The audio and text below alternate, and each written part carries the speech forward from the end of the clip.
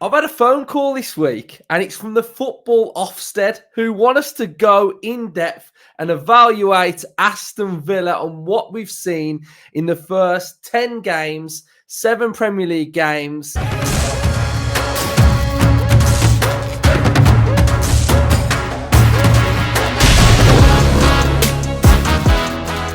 So we're going to evaluate Aston Villa in the first 7 Premier League games. I think 10 is normally like a really good barometer of where we are and where we're at. And I think as a general football fan, we can all see with our eyes what's happening.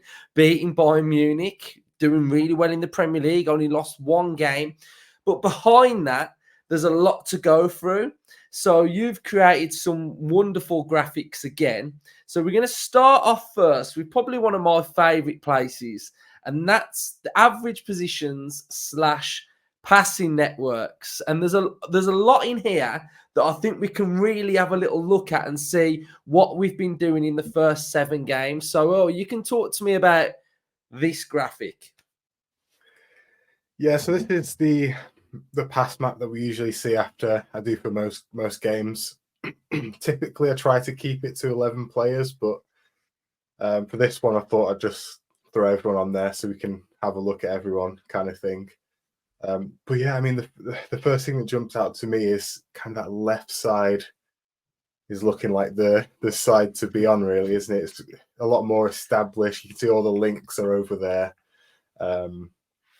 With the right side, you can see we've got, trying lots of different players, whether that's, due to injuries or, different reasons. But yeah, just different players don't have the connections because of that. One thing I will quickly mention is you see there Jaden number 19. His average position looks a bit more central just because he's played on both wings. But yeah, what are your thoughts, Luke? Yeah, I think we can all notice what's been happening on the right-hand side. Bailey's been out injured. He's come back. He's looking like he's trying to get to a level. We've seen McGinn over there. That's why McGinn's there as well. We've seen Philogene out there, and like you say, he's been drifting. I think what we've got to do is we've got to replicate somewhat a connection on that right hand side. I think as the season goes on, we really need to harness that right side, because I think if I look at and I think about Villa, where does all of our good stuff come from? And it is generally down the left-hand side, isn't it? We're very strong there because we've got Pau Torres, we've got Luca Dean, who's performing to a high level, we've got Ramsey, we've got Rodgers, who some drifts around there as well. If you look at Rodgers, his average position, it's literally dead on centre. So that to me says that he ventures left and he ventures right, and then he has a position slap bang in the middle of where the average is. So I think that area is really key to us.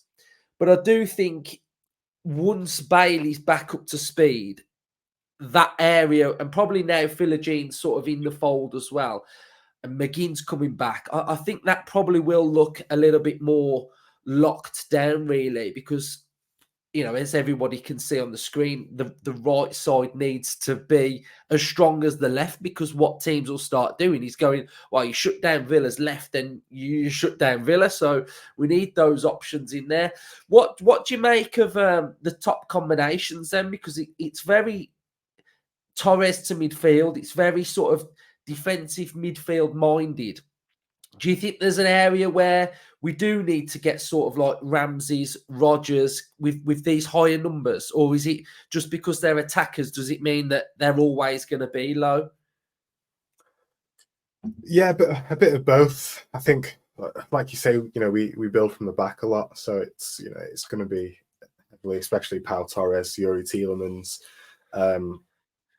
It comes down to as well with the switching of the forward players as well. Really, Torres is going to play a lot more minutes than Ramsey. He's been injured for however many minutes this season. But I think if we do look at the games where we go back and have a look at the games where Ramsey has played, he has been up there really with Luca Dean and Tielemans and Torres on that left side. So I think we had the Wolves game as well with Bailey, and he was part of the top combinations in the second half. So yeah, it's just about getting them fit, really, I think, and getting them in the team and playing minutes and playing 85, 90 minutes, those players.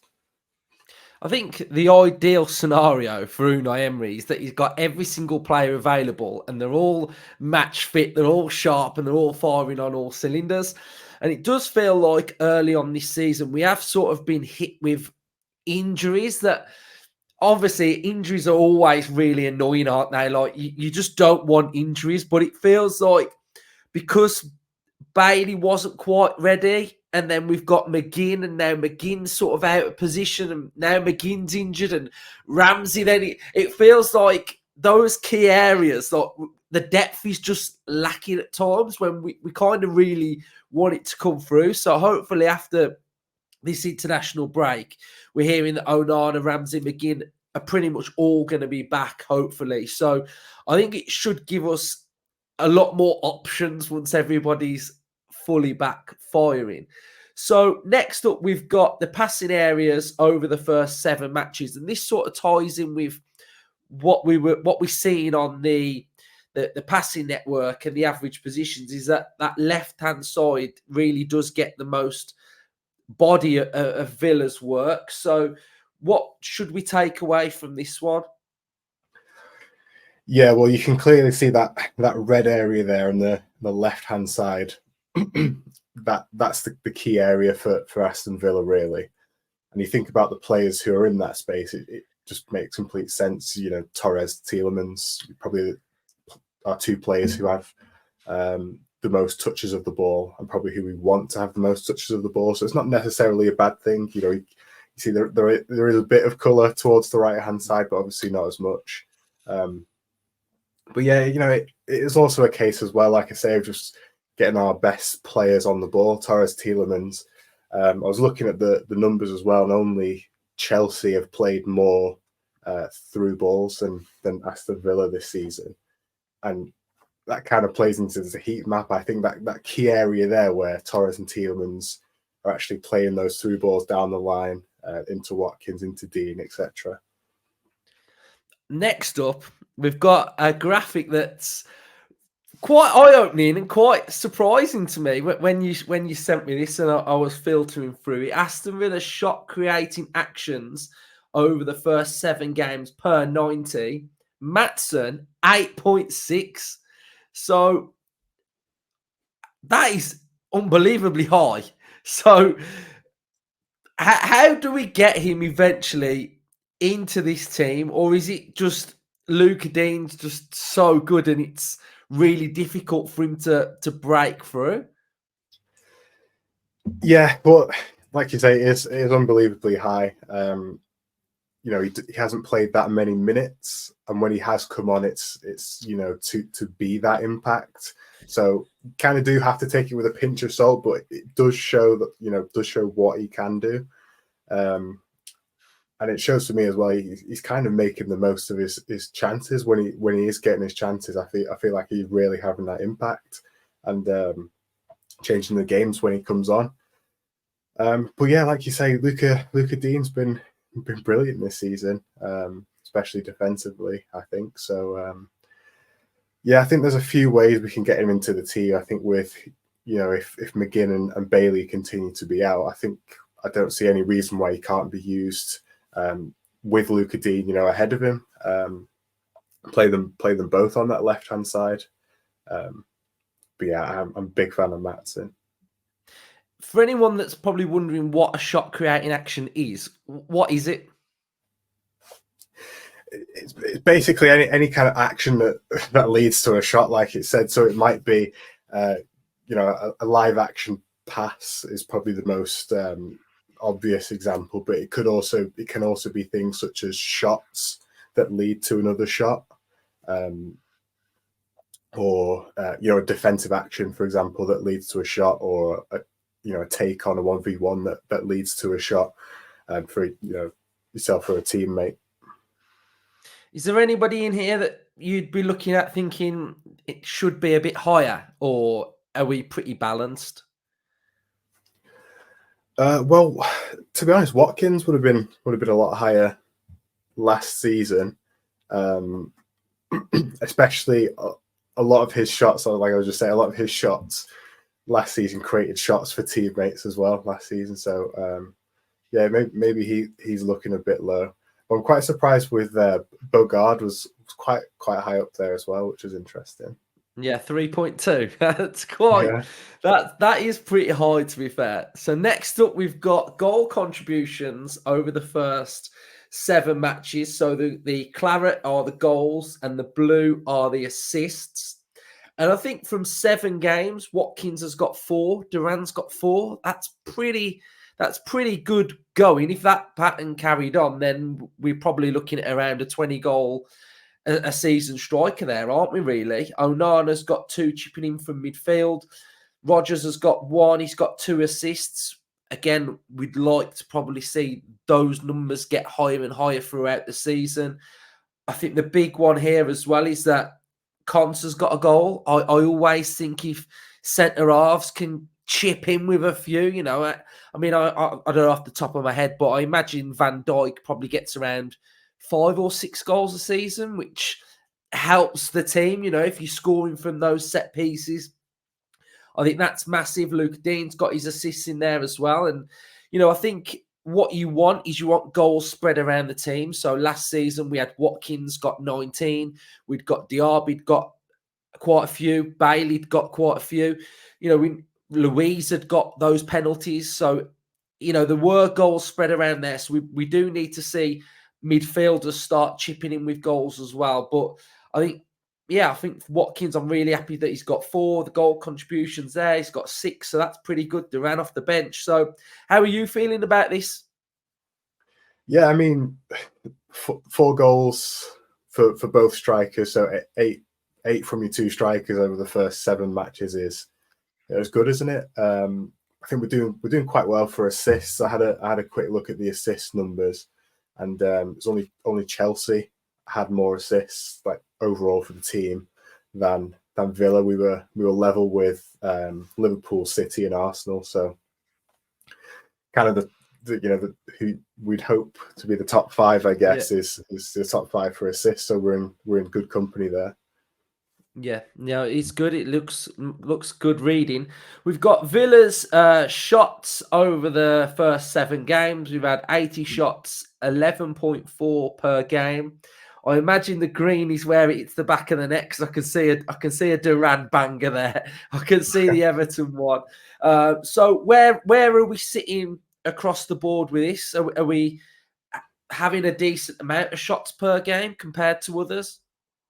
Yeah, so I forgot to add my key to this graph. So the green are the goals. There's 1 orange, which was when Leon Bailey hit the post. The yellow ones are shots that have been saved. So shots on target have been saved.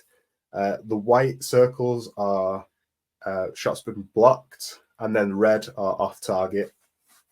And then the size of the ring itself represents how big of a chance it was, the XG.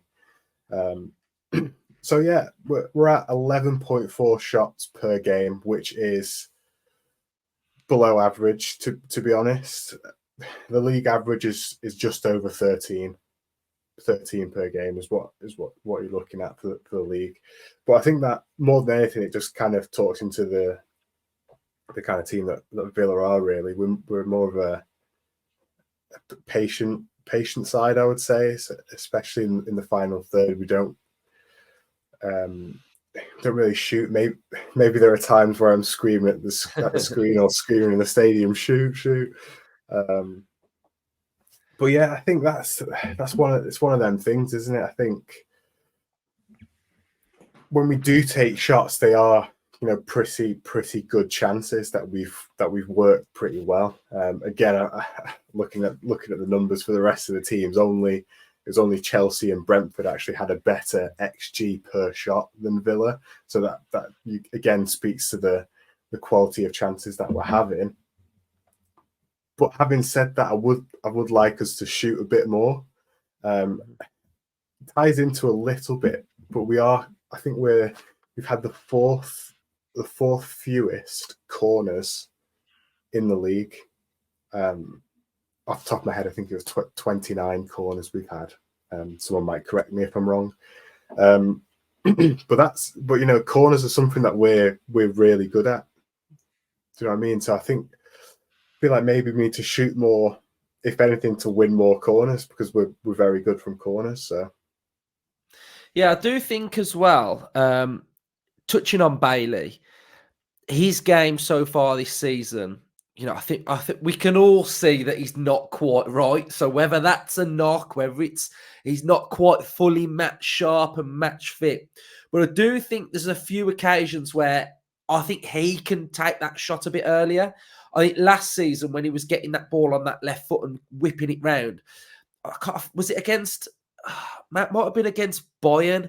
There was just a couple of times where I felt like it's your time to shoot now, and he's just waiting a little bit, and I think that's probably a little bit of something that I've noticed as well, that we just need to, like you say, get the shot off a bit quicker. I think we sometimes get a bit caught in like the perfect goal at times and trying to find a player when I think sometimes we've just got to just make that decision a bit quicker and a bit earlier. So next up, we've got ball progression over the first 7 league matches per 90.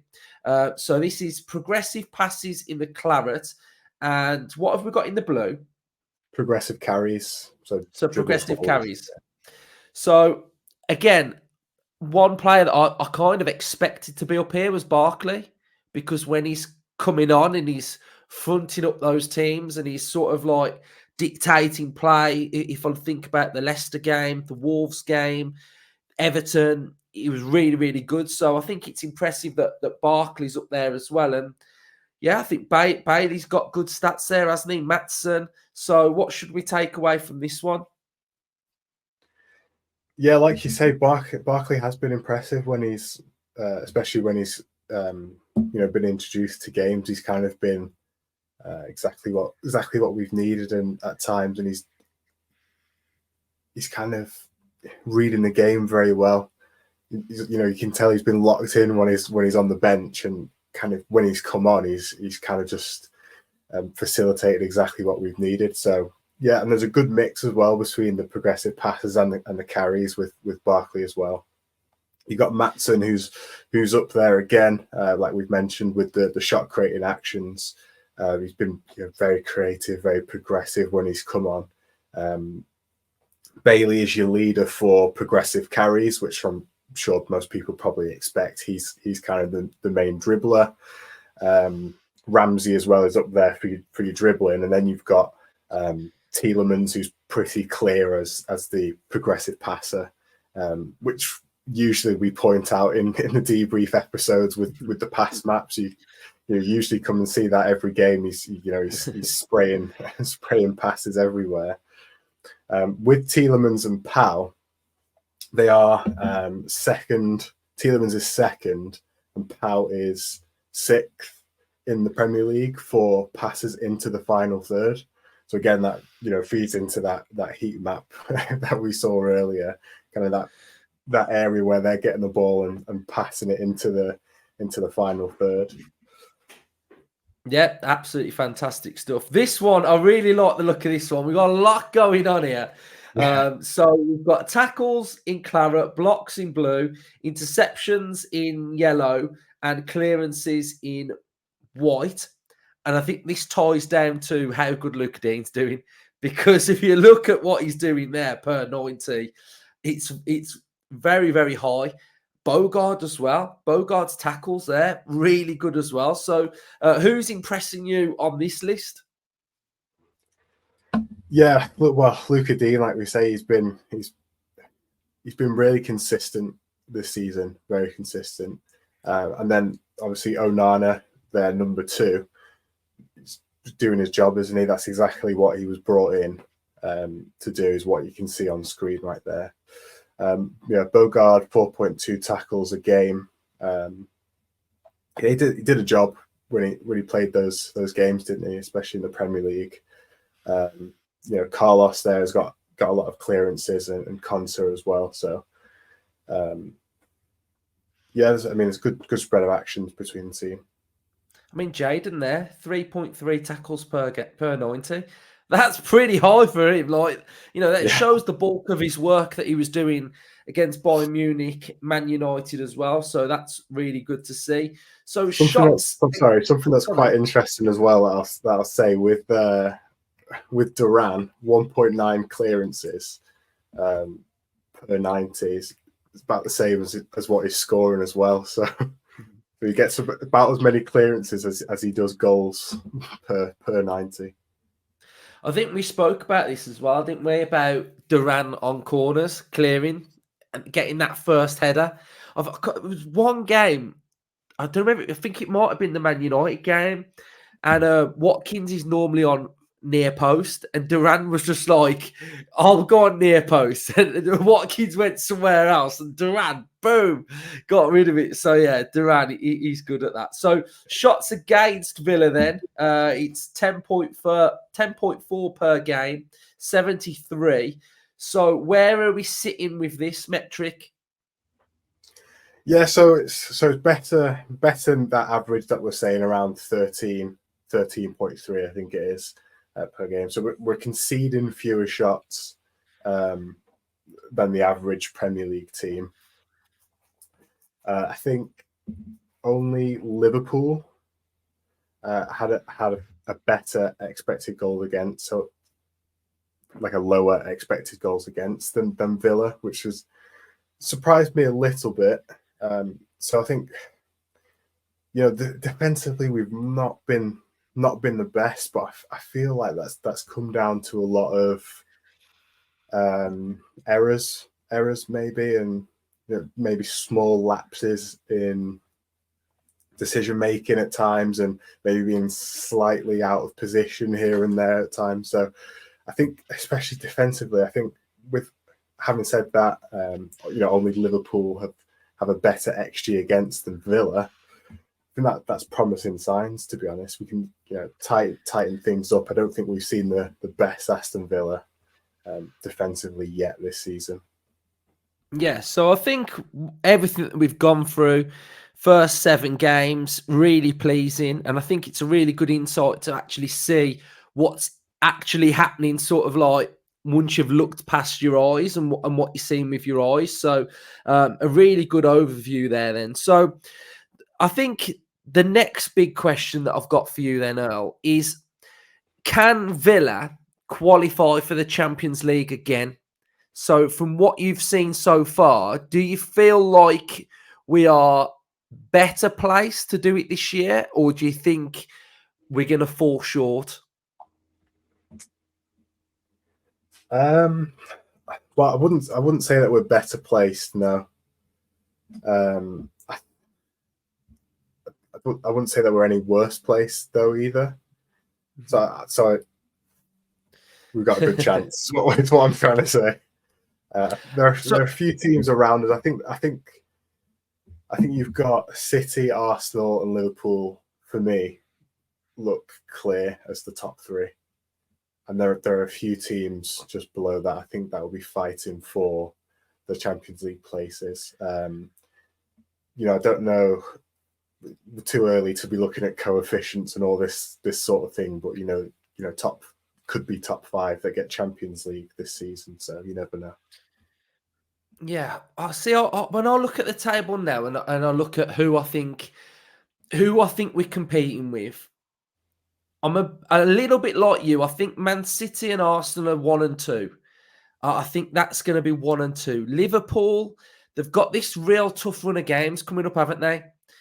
They've got a bulk of games, and I think they've got like Leverkusen, Real Madrid, Champions League. Then they've got sort of like some really tough Premier League games, and we're gonna learn a lot about that Liverpool team once they've got through that period. So they're either going to be in that mix of that front 2, or they're going to be dropping into that little pack of where we are. And I look at Chelsea, and I think they're probably the ones that I'm like, they're who I think we've definitely got to beat. I think they're the ones that sort of make me think, God, they look a bit frightening at times. Their attack, but then some weeks they draw to Forest at home, and I'm like, okay, that's okay. I look at Newcastle and I don't think they're playing that well at all. Like, I haven't seen them play well once. And I look at Spurs at the weekend when they were 2-0 up and lost 3-2, and I think they've got that in the locker still. And then I start thinking about Villa, and I think, well, if I was to compare what Tottenham did against Brighton, I'd look at Ipswich and think, okay, we were leading, but we didn't lose. But Spurs lost. I kind of feel like we're in a good little place, really. And I think that will be the overriding pack. And I think our injuries will play a big part. And hopefully, if they come back and they stay okay, we're going to be okay. But I've got a graphic here, and it's quite telling, really, to sort of back us up for top four, really, because we've got here 2023-24. So last season, after 7 games, we were in 15 points. This season, we're in the same position with 14 points. So we're at a point lower. We've got Newcastle, who are on the same points, and Man United are on a point less. So United again, look at them now, 14th. They're having a shocker in that. But I think we're currently at 2 points a game. And if we were to carry that on for the rest of the season, then we will be in and around it right up there. And I think my biggest thing at the minute, what I want to do, is I just want Emery to silence these doubters. These ones that are like, he can't do it. And, they think he's a good manager, but they don't truly back it. And I just want us to silence the doubters again and do it. And it will be tough, but I think 2 points a game, we should be okay. So after what I've just said there, do you feel a bit better, or are you still a bit... Yeah, well, like I mentioned before, I think the most positive thing for Villa is, yeah, we've been good, but I honestly don't think we've seen the best Villa that we're going to see this season. The Bayern Munich performance was, unbelievable, but I still, we might not have a night better than that, but I don't think we've seen the best performance yet. I think we're only going to get better, so I think that bodes well. I probably think the same for Newcastle as well. I don't think Newcastle have been as good of us as us, but they've picked up decent results, to be fair, for how bad they've been playing. I think, and I think they could get better. Chelsea have been good. Spurs, I'm not convinced on. With them, it's like, how long is the manager gonna persist with what he's trying to do, and more importantly, how long are the players gonna continue buying into that? That's another video.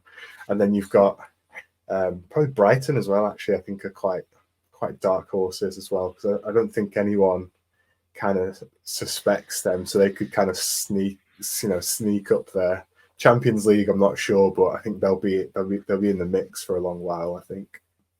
I think one of the big underrated things about Villa is that we've got different ways to not only just win, but different ways to get points from. And I look at the different variations of how we can approach games. So we talk about Bayern Munich and the way that we defended. And, the average football fan will be like, oh, you just sat back and you got lucky. No, there's an actual art form to defending like that. It takes skill to be able to do that. Discipline, organisation, togetherness, mental strength. It's really difficult to do that. And I just look at teams like Spurs, and I think if it's going well, so Maddison's on it, popping it round, they're energetic, they go 2-0 up, and they're brilliant. But when shit hits the fan, I don't rate them whatsoever. When it starts to get difficult, like second half against Brighton, where was Maddison? Absolutely nowhere, disappeared. And I just think that they've got that way about them. And I think we can sort of dig in at times. And even sometimes when we don't play that well, I don't think we lose. We've only lost 1 game out of 7 so far. And I think if we carry that on, then the signs are pretty good, really. So my final point for you then is Emery talks a lot about Premier League, Premier League, Premier League. He wants Premier League because Premier League then gets Europe, and we want to be playing in Europe. But how important and can we win a trophy? I think is the big one this season. And where do you think it could possibly come from? Well, the League Cup is looking promising at the minute. Obviously, we've got through the first game, and then we've got Palace, who Premier League side, but they're struggling in the Premier League. Are they gonna, how much importance are they going to put on the next game? So, if we can get through another round of the Carabao Cup, the importance level, the importance level just ramps up, doesn't it? And then you can kind of justify putting more importance on a cup like that. Would love to see us win the FA Cup as well, and go as far as we can in the Champions League. But I have to say I absolutely agree with Unai Emery.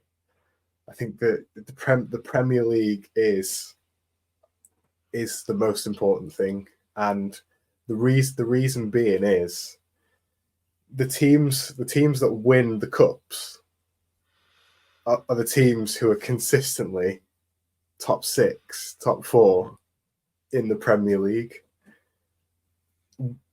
Being up there in the league year on year just builds the status of the club. Builds the finances, you build out the squad, etc., all these things, and then that just leads to better continuity and being able to stay up there and in turn win the cups. I think so. I think you win a cup by improving in the Premier League. Yeah. I do really feel like we have got a bit of an opportunity this year, though, especially in that League Cup. But it really depends on how serious we take it, because last game, we made a lot of changes. There was a lot of youngsters that played, and like you say, Villa Park against Crystal Palace, a team that's not playing well. You look at Villa's rotation compared to Crystal Palace's rotation, it's night and day. It's honestly night and day. There's hardly a bench there to start with at Palace in the Premier League. So it's going to be interesting to see how we really approach that. And then we're only 3 games away from Wembley, aren't we? Because you've got quarters, 2 games in the semis. It looks like Newcastle are taking this League Cup quite serious because they're not in Europe as well. And I watched their celebrations after they beat Nottingham Forest, and it looks like they're on it, but they've got Chelsea, so that's another big team that can be possibly go out of it as well. So you've got to have a look at the draw, and I would just love as a fan, especially for Emery, to like just while we're still progressing, to just lift something, because I think it would just be amazing for the fans, and sort of like just we all know that Emery's like the genius and how good he is, but you always look back on history and think last time we won something, it was like 1996, and I think we are not going to get, and I'll probably say this, in our lifetimes, a far better chance of winning something with where we are right now, on how good we are and what type of manager we've got. So yeah, I would really like us to try and go on that League Cup, but it's difficult. And final point then is like Champions League. So 2 wins so far for Villa. And I imagine that Emery's shift now has moved to top 8. I think he would have probably thought, you know what, let's get out the first bit and get to that next playoff. But now his objectives changed because we've had a statement performance and win, and now we're sitting in the top 8 already, and you're thinking, well, there's tough games to come, but why can't we stay in that top 8 now? So how much of a chance do you think we've got of being in that top 8 come the end of the league phase? Yeah, well, I think we've got every chance, haven't we? I think we've probably played the toughest opponent already. We've won 2 out of 2, so why not at this point? We've not got a reason to to doubt it. So far, I think we've been brilliant. You know, we've gone away from home. You know, a difficult place to play on, difficult environment, difficult pitch, and you know we won very convincingly. And then we've followed that up with a statement win at home against one of the favourites for the competition. So for me, at this point, from what we've seen, it's like, yeah, why not? I think now in my head, it shifted a little bit. Going into the Champions League, it was full of excitement, full of like hearing the anthem play. I've got my game on head on now. I'm like, right, I'm mapping the path now to the round of 16, and I've got one little thing in the back of my head now that I need to overcome. So, first was the first game, Young Boys, very difficult. We ticked it off, smashed it. Next up was Bayern Munich, which we won 1-0, everyone. We beat Bayern Munich 1-0. That's ticked off now. So I now know that Villa Park will be very difficult for any team that comes in the Champions League. My next one is Bruges and Leipzig. That's my next thing in the back of my head, because I hope we beat Bologna, which I think we possibly can. We'll be on 9 points. But those two away games could be very, very difficult, because we know in Europe, every game's difficult. So I think those two are going to be quite a big test. And I think if we can overcome those sort of like without losing, then I think we're more than capable of that top 8, really, because it's just those away games in the Champions League that can be quite difficult, can't they? Yeah, absolutely. I mean, away games in the Conference League were tough as well. So we know that firsthand from last season. But yeah, I think like you say, just go away and you know, put in professional performances. Just make sure we don't lose mainly. I think that Leipzig one will be a tough game. I feel like we're quite familiar with them. Yeah. So yeah, Especially that a Pender up top. We stick Carlos on him, get a bit of revenge. But yeah, it's gonna be I mean, to be fair, they're sitting well in the Bundesliga. They're second. I think they're second, aren't they? Or third? Sure. They're well. Last time I looked, they were second and third. So I'll check that in a sec. But yeah, they're doing really well. Monaco are doing really well as well, who we play sort of like next year as well. So yeah, I think what I'd probably end this episode on is that I think hopefully the injuries are coming back now, and I think this could possibly be a bit like last year, where it's a really strong period of the season. We've got some tough games. We've got Spurs coming up. I think we've got Liverpool coming up as well. So there's some difficult games in there, but I think this is where we really like flourished last year. And I think if we can replicate that, it sort of like sets you up for like next year and that final stretch. So I think as long as we can sort of get out of this period pretty well where we are competing, we should do pretty well. I think like you said before, 2 points a game. If we can keep up with that, then we'll bang in there. So yeah, love it. Right, so we've analysed us. We've delivered on the call. We've checked out Villa over the first sort of like 7 games. So I had a really good chat with Earl. Everyone missed you on the debrief. I had to do it solo, mate, for the Man United one. So I was there in spirit. But you're there with your stats, mate. That's the most important part of it. But yeah, so next up from us will be the match preview for Fulham, which I've got to start analysing them, because that is very, very difficult the way that they're playing. So I think the predicted lineup might be stop Traore. I think that's the big one. So yeah, I'll try and analyse them the best I can. But cheers, mate. Up the Villa. Up the Villa.